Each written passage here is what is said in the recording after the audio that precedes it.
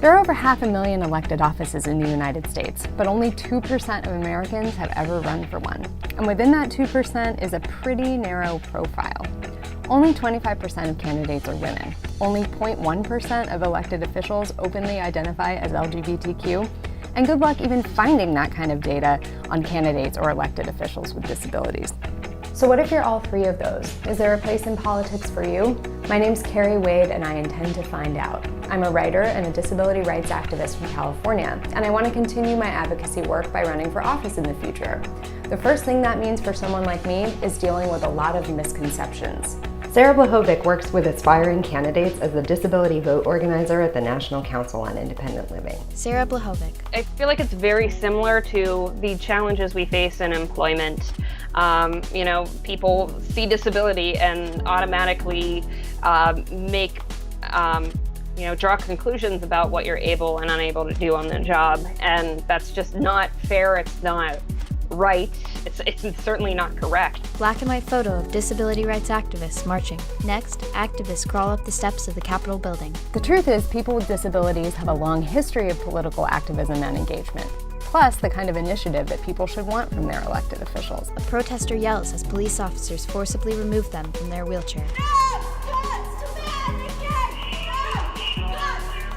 It can give you kind of a leg up on troubleshooting and problem solving, which is generally a lot of what running for office and being in office is about, is solving your community's problem. If you're not the kind of candidate people are used to, it's particularly important to find the right message.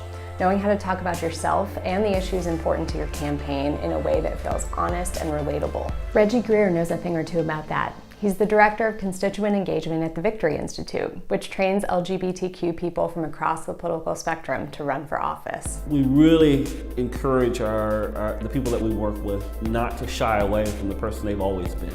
So being authentic means being the person you've always been, in finding a narrative that incorporates all the things that you would like to do for a community with the person you've always been. Amy Viviano ran for office in Washington State in 2012 and 2014.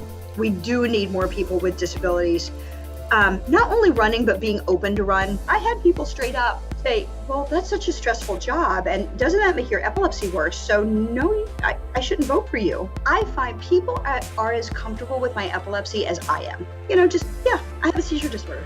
I have never worked harder than I did when I was campaigning, but that was freaking living. So where do I start? Well, for one thing, I moved to Washington, D.C. Seriously, I actually did. Carrie in front of the Capitol building. I'm going to be working at the American Association of People with Disabilities, helping people with disabilities increase our political and economic power through voter registration, fellowships, internships, and more. But even if a cross-country move isn't for you, there are plenty of ways to get involved in public service. If you know someone who should run for office, share this video with them. And hey, why can't it be you? Visit rootedinrights.org/runningout for more information on how to get started. Written and directed by Carrie Wade. Special thanks to Sarah Blahovic, Reggie Greer, and Amy Viviano. Archival photos from Tom Olin. This video was produced with the Disability Rights Storytellers Fellowship from AAPD and Rooted in Rights with generous support from Warner Media.